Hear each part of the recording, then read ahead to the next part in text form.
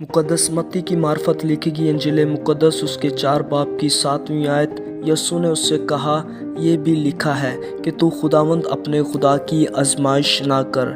यहाँ खुदावंद ने जो अल्फाज कोट किए वो इस्तिस्ना 6 की 16, तुम खुदावंद अपने खुदा को मत आजमाना जैसा तुमने उसे मस्सा में आजमाया था। मस्सा का मुकाम हम खरूज 17वें बाब में देखते हैं। जब बनी इसराइल कौम को प्यास लगी तो वो बुज़ुर्ग मूसा से झगड़ने लगे। खुदा का कलाम कहता है वो इस कदर झगड़ने लगे कि बुज़ुर्ग मूसा को संसार करने के लिए तैयार थे और उन्होंने खुदा की आजमाइश की कि पता नहीं खुदा हमारे साथ है या नहीं। 7वीं आयत में लिखा है, और उसने उस जगह का नाम मस्सा और मोरीबा रखा क्योंकि बनी इसराइल ने वहाँ झगड़ा किया और ये कहकर खुदावंद का इम्तहान किया कि खुदावंद हमारे बीच में है या नहीं।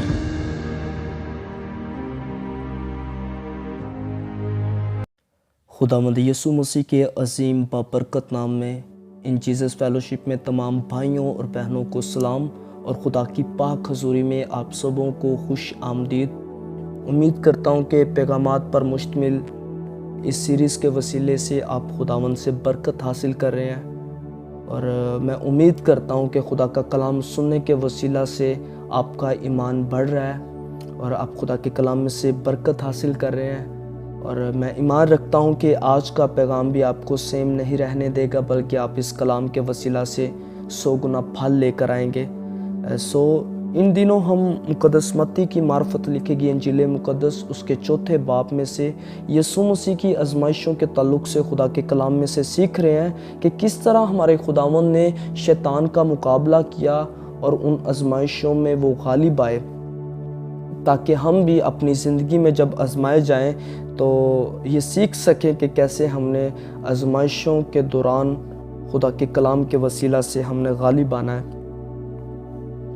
क्योंकि दुनिया में रहते हुए अक्सर हम आजमाए जाते हैं और शैतान आजमाइश के ताल्लुक़ से जो कुछ भी हमारे सामने जिन चीज़ों को भी रखता है, हम बग़ैर ये जाने कि खुदा की इसमें मर्ज़ी है या नहीं, खुदा की इजाज़त लिए बग़ैर, खुदा से पूछे बग़ैर हम उन चीज़ों को एक्सेप्ट कर लेते हैं। और जब हम उन चीज़ों को लेते हैं तो फिर हम उनका नुकसान भी उठाते हैं। मिसाल के तौर पर हम खुदा से पूछे बग़ैर किसी जगह पर जॉब करना शुरू कर देते हैं या फिर खुदा से पूछे बगैर फ़लाँ जगह शादी कर लेते हैं या किसी ऐसे काम में अपना हिस्सा डाल देते हैं, तो खुदा की उसमें मर्ज़ी नहीं होती।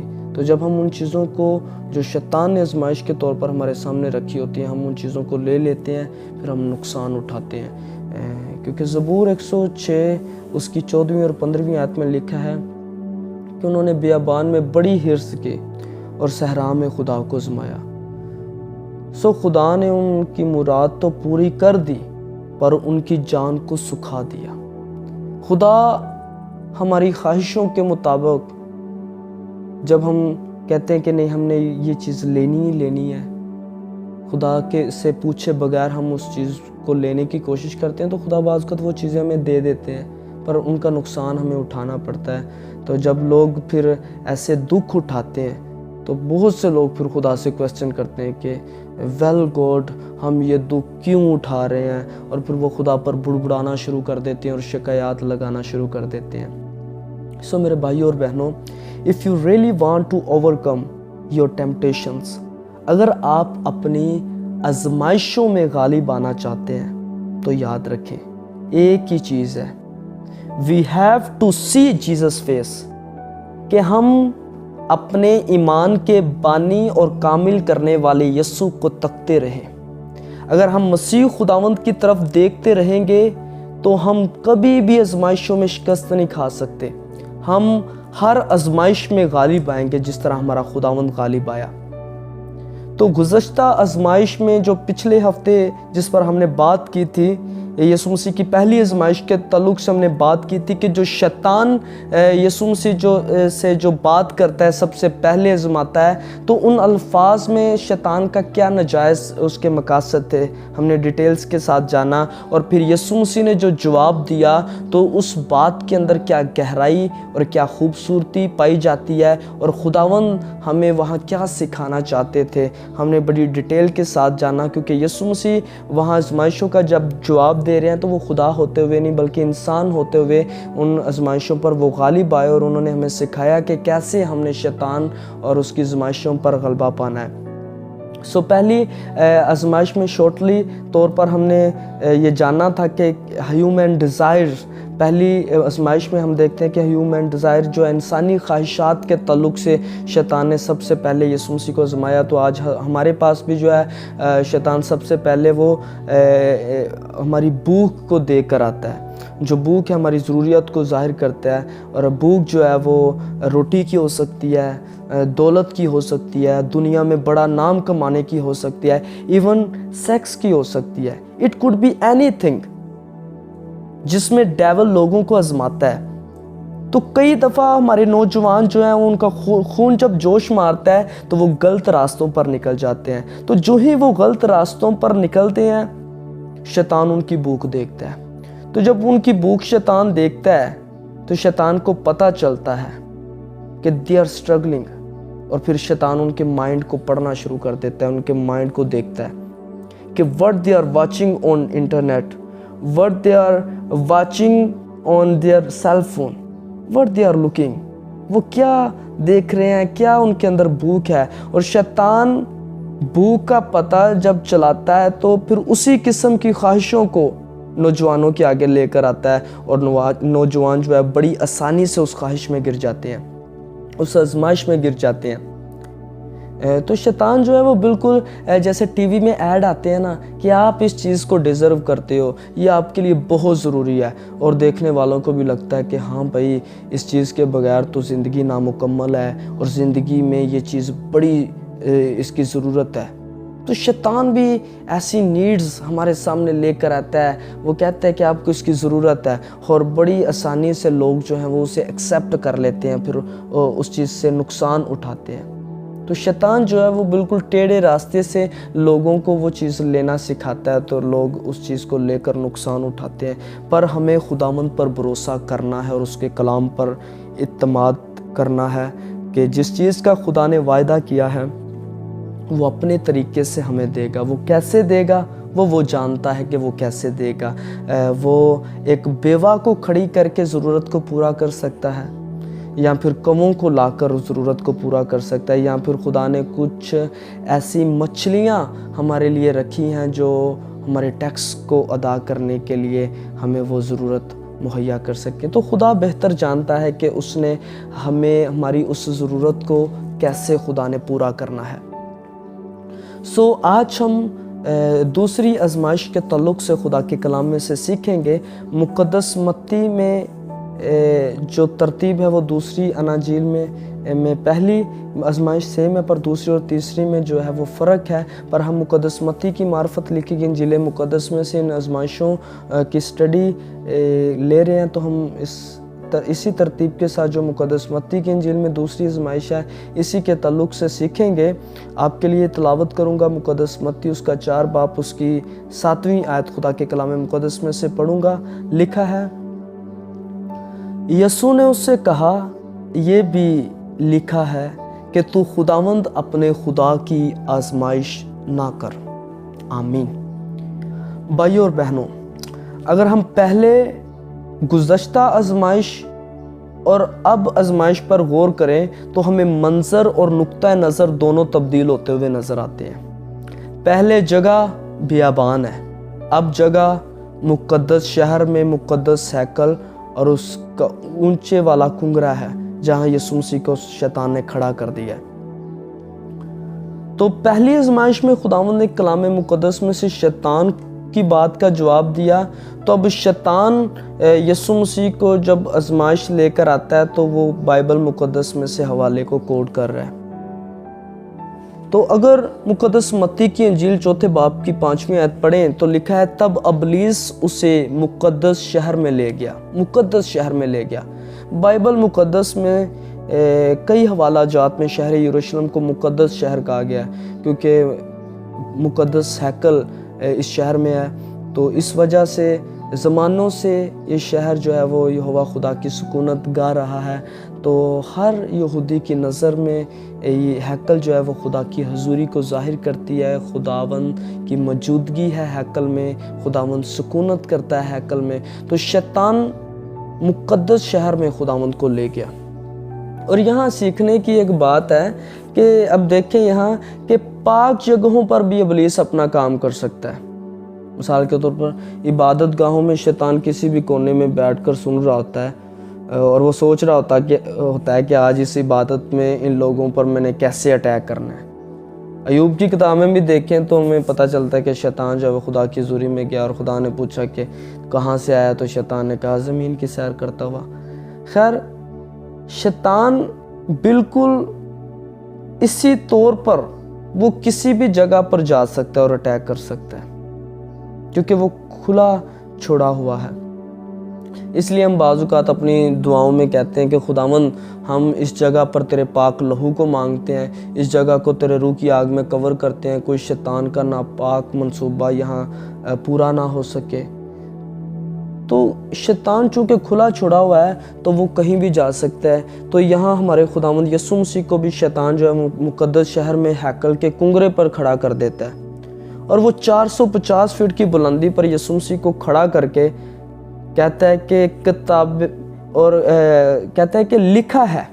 اب جب لکھا ہے کہ الفاظوں پر غور کریں تو یہاں میں سمجھ آتی ہے کہ شیطان جو ہے وہ بائبل مقدس کو اس نے حفظ کیا ہوا ہے۔ شیطان نے بائبل کو حفظ کیا ہوا ہے اور وہ اس چیز کو خدا کے لوگوں کو الجھانے اور آزمائشوں میں شکست دینے کے لیے حوالے دینے میں ماہر ہے۔ شیطان حوالے دینے میں ماہر ہے تاکہ وہ خدا کے لوگوں کو شکست دے سکے اور آزمائشوں میں انہیں گرا سکے اور الجھا سکے۔ تو بہت سے لوگ ایسے ہیں جو شیطان کی طرح جو ہے وہ حوالوں کو جو ہے وہ الجھانے کے لیے یا اپنے مفاد کے لیے استعمال کرتے ہیں۔ یہاں شیطان نے اپنے مفاد کے لیے حوالہ کو استعمال کیا۔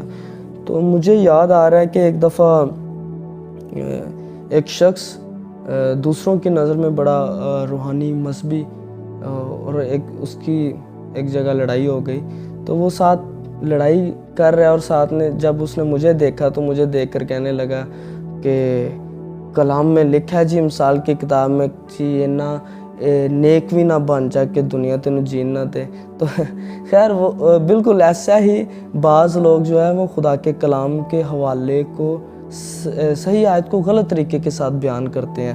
تو شیطان نے لوگوں کے ذہنوں پر قبضہ کیا ہوا ہے اور لوگوں کو لگتا ہے کہ ہم خدا کے کلام پر اعتماد کر رہے ہیں اور خدا کے کلام کو سن رہے ہیں یا خدا کے کلام کو بول رہے ہیں، تو پھر وہ اپنا ہی مفاد بیچ میں ڈال دیتے ہیں۔ بہت سے لوگ ایسے ہیں جو کئی بدعتیں اور تعلیمات جو ہیں وہ صحیح نہیں ہیں، تو وہ پورے اس حوالے کا مفہوم صحیح طرح بیان نہیں کریں گے، بس اپنے مقصد کے لیے انہوں نے ایک آیت کو پکڑا ہوتا ہے اور وہ شیئر کرتے ہیں، اور اس سے جو ہے وہ شیطان لوگوں کو ورگلاتا ہے اور آزمائشوں میں گراتا ہے۔ خیر، شیطان نے بھی بالکل یہاں خدا کے کلام کا حوالہ استعمال کیا۔ اصل میں اب دیکھو تو گزشتہ آزمائش میں جب شیطان نے یسوع مسیح کے اس جواب کو دیکھا تو شیطان نے یسوع مسیح کے کہے گئے الفاظوں سے اگلی آزمائش کا اشارہ لیا ہے۔ وہاں یسوع مسیح کو شیطان نے دیکھا کہ یہ خدا پر اور اس کے کلام پر بڑا بھروسہ رکھتا ہے، تو اس نے پھر کلام کو لیا، یہاں کلام کو لیا، اور شیطان نے دیکھا کہ یہ اس بھوک اور پیاس میں اس نے پتھروں کو روٹی بنا کر نہیں کھایا، بلکہ یہ زندگی جو ہے وہ خدا کے سہارے پر رکھتا ہے۔ تو پھر شیطان نے بھی وہاں وہی حوالہ استعمال کیا جو بتاتا ہے کہ ٹھیک ہے خدا زندگی کو بچائے گا، حفاظت کرے گا۔ تو خدا کے اس وعدے کو لے کر آیا اب شیطان اپنے طریقے کے ساتھ۔ ایک خدا کا بندہ کہتا ہے کہ شیطان نے ہمارے خداوند کا ہتھیار ادار لیا، پر اس نے اس تلوار کا صحیح استعمال نہیں کیا، کیونکہ جھوٹی فطرت کا شوقین کلام خدا کی تلوار کا استعمال جائز طریقے سے نہیں کرتا، بلکہ اس نے اپنے مفاد کے لیے کلام کے کچھ حصے کا استعمال کیا۔ جی ہاں، کچھ حصے کا استعمال کیا۔ یہاں جو شیطان نے کوڈ کیا ہے وہ زبور 91 کی 11ویں اور 12ویں آیت اس نے کوڈ کیا ہے، اور وہ آیات آپ کے لیے پڑھنا چاہوں گا۔ اب ڈیفرنس دیکھیں گے کہ جو زبور 91 کی 11ویں اور 12ویں آیت ہے وہ کیسے ہے، اور یہاں شیطان کیسے کوڈ کرتا ہے۔ لکھا ہے جی زبور 91 11ویں 12ویں آیت، کیونکہ وہ تیری بابت اپنے فرشتوں کو حکم دے گا کہ تیری سب راہوں میں تیری حفاظت کریں، وہ تجھے اپنے ہاتھوں پر اٹھا لیں گے تاکہ ایسا نہ ہو کہ تیرے پاؤں کو پتھر سے ٹھیس لگے۔ تو یہاں جب شیطان نے اپنے مفاد کے لیے یہ حوالہ خداوند یسوع کے آگے رکھا ہے تو اس نے ایک لائن یہاں سکپ کیا ہے کہ تیری سب راہوں میں تیری حفاظت کریں۔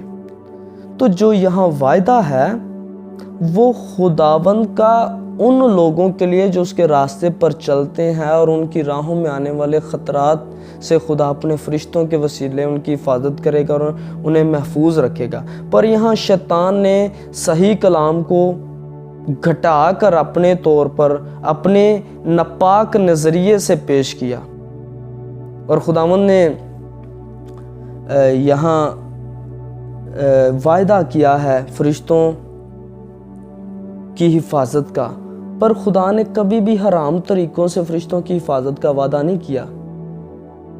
جب ہم خدا کی راہوں پر چلتے ہیں تب فرشتوں کی حفاظت کا وعدہ پورا ہوتا ہے، نہ کہ ناپاک یا حرام طریقوں سے اگر ہم چاہیں کہ فرشتے حفاظت کریں، ناپاک طریقوں کے ساتھ نہیں۔ ایسے نہیں کہ کوئی شخص جو ہے وہ خدا کو مطلب کہ زمانے کے لیے خودکشی کر رہا ہے اور کہہ رہا ہے کہ ٹھیک ہے کلام میں لکھا ہے تو میں چھلانگ لگاؤں گا تو مجھے فرشتے پکڑ، نہیں۔ اگر ہم خدا کی راہوں پر ہیں، خدا کو آزمائش کے تعلق سے اسے آزماتے نہیں ہیں، شک نہیں ہے، جان بوجھ کر نہیں کرتے، یا ناپاک جگہوں پر اپنے مفاد کے لیے اگر ہم نقصان اٹھانے والے ہیں تو ہم یہ یقین نہیں رکھ سکتے کہ فرشتے ہماری حفاظت کریں گے، بلکہ فرشتوں کی حفاظت کا وعدہ جو ہے وہ جائز طریقوں میں ہے، ان طریقوں میں ہے جو ہمارے خدا نے بتائے ہیں۔ تو خیر شیطان جو ہے وہ اپنے مفاد کے لیے یہاں حوالہ کوٹ کرتا ہے، اور جو ضروری آیت ہے وہ یہاں وہ سکپ کرتا ہے کہ تیری سب راہوں میں تیری حفاظت کرے، تو وہ خداوند کے سامنے اس ورس کو رکھتا ہے۔ اس لیے مسیح خداوند جانتے تھے کہ خدا باپ کو اس طرح کے مظاہرے میں زبردستی یا ہیرا پھیری کرنا خدا کو آزمائے گا، جس سے کلام خدا سختی سے منع کرتا ہے۔ یسوع مسیح جانتے تھے کہ زبردستی یا ہیرا پھیری کرنا جب وہ خدا کو آزمانا ہے، تو خداوند نے اس معاملے میں شیطان کو جواب دیا، اور جو جواب خداوند یسوع کا تھا وہ درست کلام اور وہ درست طریقے سے لاگو کیا گیا تھا۔ شیطان نے جو خداوند کے سامنے رکھا وہ درست کلام کو غلط طریقے کے ساتھ پیش کیا، گھٹا کے پیش کیا، غلط طریقے پر اس کلام کو لاگو کروانے کی کوشش کی۔ پر ہمارے خداوند نے یہاں جو کلام لاگو کیا وہ درست کلام کو درست طریقے کے ساتھ پیش کیا۔ اس لیے خدا کا بیٹا ہونے کے ناطے وہ یقینی طور پر پورے اعتماد کے ساتھ اس جسمانی تحفظ کا دعویٰ کر سکتا ہے جس کا زبور 91 میں وعدہ کیا گیا۔ پر خداوند نے سکھایا کہ باپ اور بیٹے کے رشتے کو اعتماد کی ضرورت ہے، کسی امتحان کی ضرورت نہیں ہے۔ تو آج ہمیں بھی جو ہے وہ خداوند پر بھروسہ اور اعتماد رکھنا ہے، کیونکہ وہ ہمارا باپ ہے۔ تو باپ اور بیٹے کا رشتہ جو اعتماد کا ہوتا ہے، شک اور امتحان کا نہیں ہے۔ تو اس لیے یہ واقعہ ہمیں خداوند خدا سے ایسا شاندار مطالبہ کرنے کے خلاف خبردار کرتا ہے جو ہمارے لیے اس کی محبت اور فکر مندی کو ثابت کرے۔ بلکہ خدا کا کلام ہمیں بتاتا ہے کہ وہ پہلے ہی صلیب پر ہمارے لیے اپنی محبت کا حتمی مظاہرہ کر چکا ہے۔ اگر رومیو 5ویں باب کی 8ویں آیت میں دیکھیں تو وہاں ہمیں پتہ چلتا ہے کہ وہ اس سے زیادہ شاندار اور کچھ نہیں کر سکتا، کہ اس نے ہمارے لیے پہلے اپنی جان صلیب پر دے کے دیا ہے، اور باپ نے یہ ثابت کیا ہے کہ میں تم سے محبت کرتا ہوں۔ نہ کہ آج ہمیں شیطان اگر ہماری ذہن میں ڈالے کہ آزما خدا تیرے ساتھ ہے یا نہیں، یا طرح بطرح آزمائش خدا کو آزمانے کے تعلق سے وہ ہمارے ذہن میں سوال ڈالتا ہے، پر ہم نے ان چیزوں سے ہٹ کر ہم نے خدا کے کلام پر بھروسہ رکھنا ہے، اس لکھے کلام پر بھروسہ رکھنا ہے، جو اس نے ہمارے لیے آلریڈی کیا ہوا ہے اس پر ہم نے بھروسہ رکھنا ہے۔ تو یہ آزمائش ہمیں سکھاتی ہے کہ ہمارے خداوند نے شیطان کی بات نہیں مانی، خداوند نے وہاں صحیح کلام کو صحیح طریقے پر لاگو کیا۔ اس لیے بھائیوں اور بہنوں، اپنے مفاد کے لیے شیطان جو ہے وہ اکثر ہمارے ذہنوں میں ایسے حوالہ ڈال سکتا ہے، پر ہمیں خداوند کو دیکھنا ہے اور اپنی دعائیہ زندگی کو بحال رکھنا ہے تاکہ ہم آزمائشوں میں غالب آ سکیں۔ اس لیے بھائیوں اور بہنوں، خداوند کی تعریف ہو کہ ہم نے اس پیغام میں جانا کہ گزشتہ آزمائش میں شیطان نے مسیح خداوند کو الہی وعدوں پر یقین رکھتے ہوئے دیکھا تھا کہ خداوند یسوع زندہ رہنے کے لیے کلام خدا پر بھروسہ رکھتے ہیں۔ اس لیے شیطان نے اسی ہتھیار کو استعمال کیا جس کے ذریعے مسیح خداوند نے شیطان کو گزشتہ آزمائش میں شکست دے کر پسپا کیا تھا۔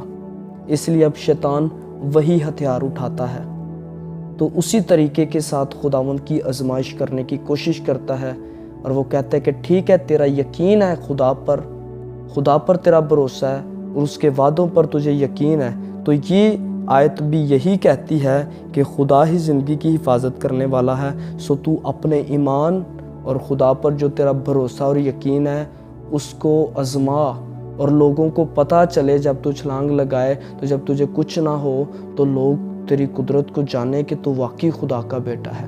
اور ہمیں یہ سکھایا کہ ہمیں کبھی بھی شیطان کے بہکاوے میں آ کر ایسی آزمائش خداوند کے لیے نہیں کرنی، بلکہ وہ ہمارا باپ ہے اور ہم اس کے بیٹے ہیں۔ تو باپ اور بیٹے کا رشتہ جو ہے وہ اعتماد کا ہے، نہ کہ شک اور امتحان کا ہے۔ سو خداوند آپ کو اس کلام کے وسیلہ سے برکت دے۔ امید کرتا ہوں یہ پیغام آپ کے لیے بابرکت ٹھہرا۔